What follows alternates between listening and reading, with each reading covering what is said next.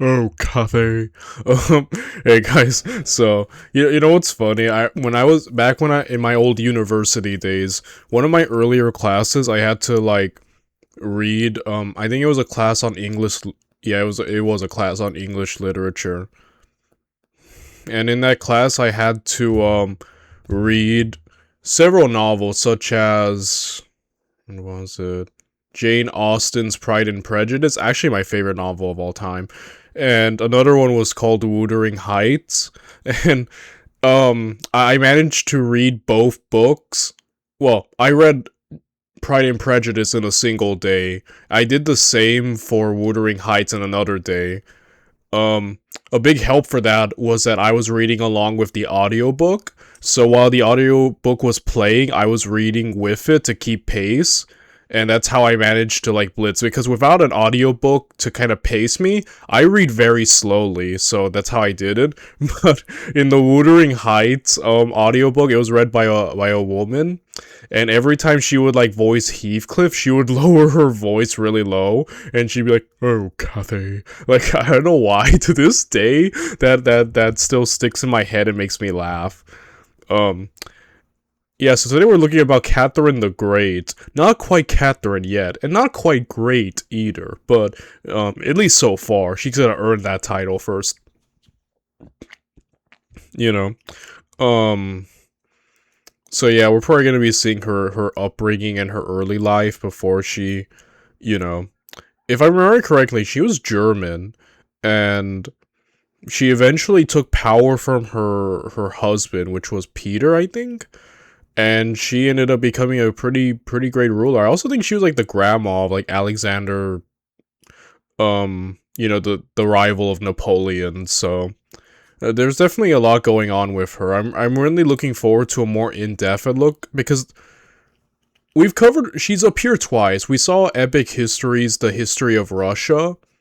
So we were introduced to her there, and she popped up in Frederick the Great, the House of History, Frederick the Great, Life of War, um, series where she took power near the end of the 7 Years' War.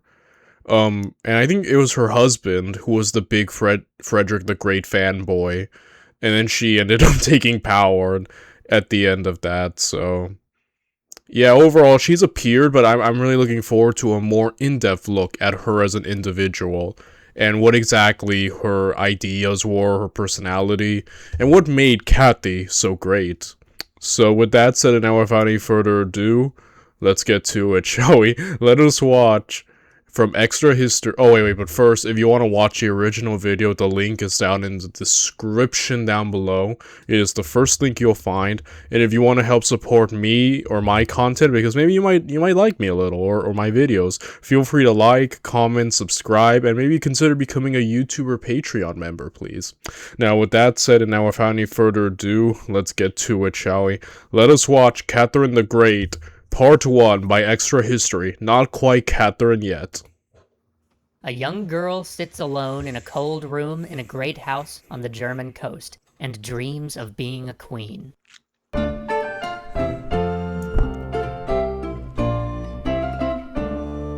That girl's name was Sophia, or Sophie, depending on who's writing about her.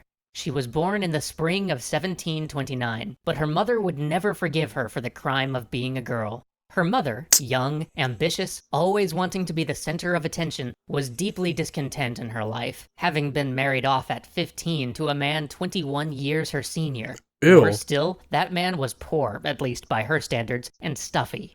Her life was nothing like the glittering court that she'd known as a girl. She still had ambition. She still wanted to escape her husband's drab military post, to live in high society and see the world. And to her mind, that required a male heir.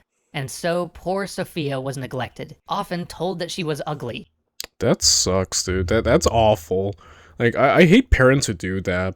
Like, I mean, I get it. Like, back then, women definitely didn't have, as much rights as nowadays, where women are definitely able to be more independent and can, you know, hold more offices in, like, government and stuff. Nowadays, I think, you know, we're definitely, I feel like, living in the best age. Well, some parts of the world it still isn't that great for women, but I think for for a lot of parts in the world it's definitely better than back then, you know. Um, so yeah, it sucks to just because, you know, I I get that needing a son because a son can do more in life, at least back then. But like, I think it's sad to just mistreat your kid just cause they, you know, um, because of something they can't control. Literally, no one can control. So I don't know. That sucks. Yelled at for minor offenses, or simply left entirely alone.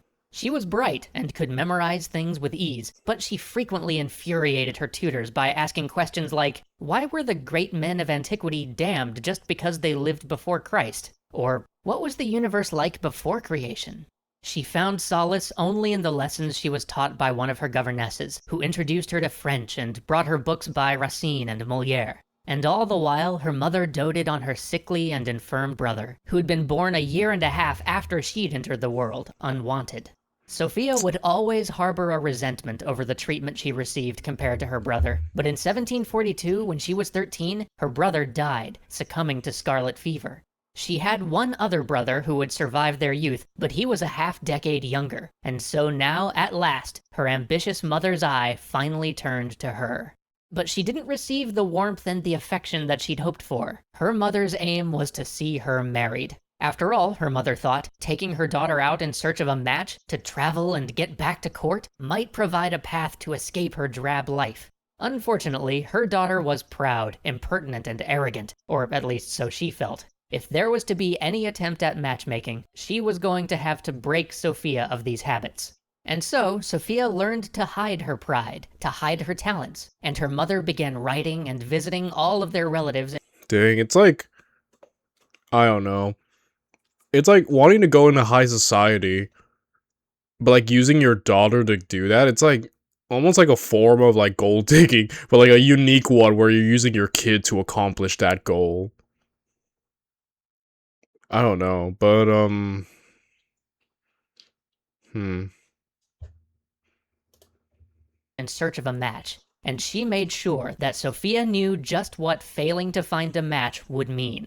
From time to time, she would take Sophia to see spinster relatives locked away in a convent, or shut away in a remote wing of a family house. One of these encounters Sophia would remember forever. An aunt who lived in one small room with 16 pug dogs. 16 pugs who did everything that dogs do in that one room. Oh, The smell no. would haunt her for all her days. So she rapidly became enamored of the idea of marriage. She saw it as a way out, an escape from her mother. But her prospects were limited. Her father was not a man of great means, and though he was a prince of one of the tiny principalities that then made up the Holy Roman Empire, he wasn't even the prince of that domain, having others in the line of succession before him. Her mother, on the other hand, was of the House Holstein-Gottorp, one of the great houses of the Holy Roman Empire. And though she was from a minor branch, she could still reach out to all her cousins. And so it was that, even before her brother died, on a visit to her uncle, Sophia met the orphaned Duke of Holstein, Peter Ulrich, 11 years old at the time. This young man was the heir to the throne of Sweden, and the last surviving grandson of Peter the Great. He was also sickly, though, doughy of features, and even at the age of 11, given to drink. This meeting would prove fortuitous in years to come, or disastrous depending on how you look at it. But long before that chance encounter was to change her life, as she was making the rounds looking for a suitor, attention of this type fell on her much closer to home. At the age of 14, a 24-year-old cuirassier, her cousin, began to, what was called at the time, show his affections, often finding her in some secluded corner of the house when no one else was around to kiss her. He eventually proposed to her, although she expertly put him off by agreeing to it only if he could get the consent of her parents. Then, in the middle of dinner one night, a letter came. It was from Russia, from the Russian Empress, Elizabeth. Elizabeth, whose sister had married a Holstein. Elizabeth, who was the aunt of Peter Ulrich. Elizabeth, who had been betrothed at one point to Sophia's uncle. Elizabeth, whose association Sophia's mother had been very careful to cultivate, regularly sending her news and portraits of her daughter. Elizabeth had recently become the guardian of young Peter Ulrich, adopting him as her own. And as such, young Peter had lost the right to the crown of Sweden, but had gained a much greater prize: succession to the crown of Russia. Wow. Elizabeth's letter said nothing of its purpose, but simply implored Sophia and her mother to travel at once to Russia. Despite the letter's vagueness, the implications were clear. Sophia might yet find her way to being a queen, as she had so often daydreamed. Dang. Yeah, I guess so. Peter Ulrich is Tsar Peter. Gosh darn it. Night's surprises weren't over yet. Mere hours after the first letter's arrival, a second courier, breathless and panting, burst into the house. He too had a letter, but this one was from Frederick the Great, summoning them to his court in Berlin. Sophia's mother wasted no time starting to pack. The invitation to Russia had come with a banknote for 10,000 rubles to equip them for their journey. This, of course, went not to making sure that Sophia looked like a bride that they had both hoped she would be, but instead went towards outfitting her mother with a splendid array of court dresses. My goodness. And so they began their journey, first to Berlin and then to Moscow.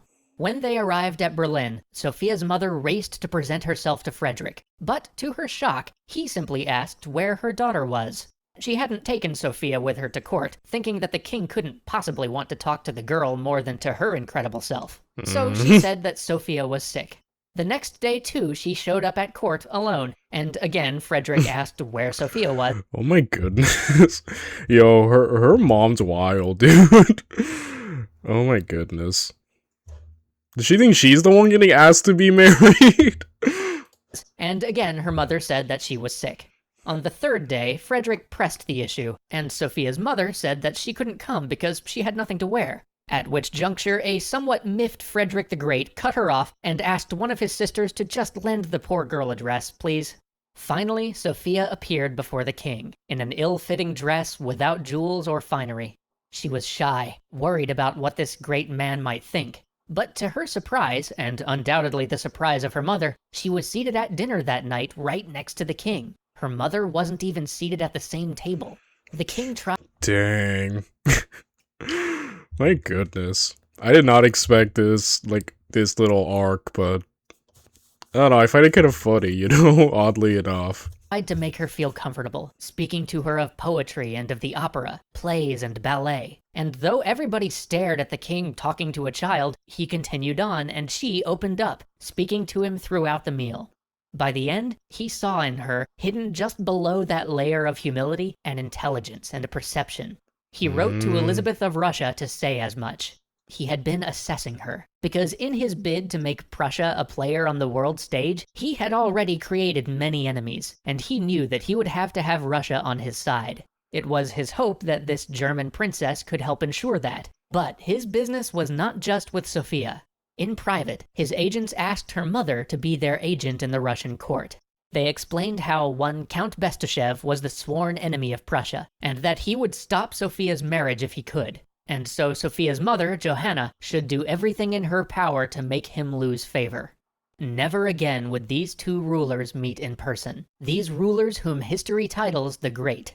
But it's far from the last time. That is so interesting. I did not think that Frederick had any, like actually spoke to her and knew her, and that this was all, like, some weird, like, is scheme the right word? I don't know if scheme's the right word, but this whole thing with undermining Russia, like, this kind of caught me off guard. Like, I did not expect these two to actually talk or chat.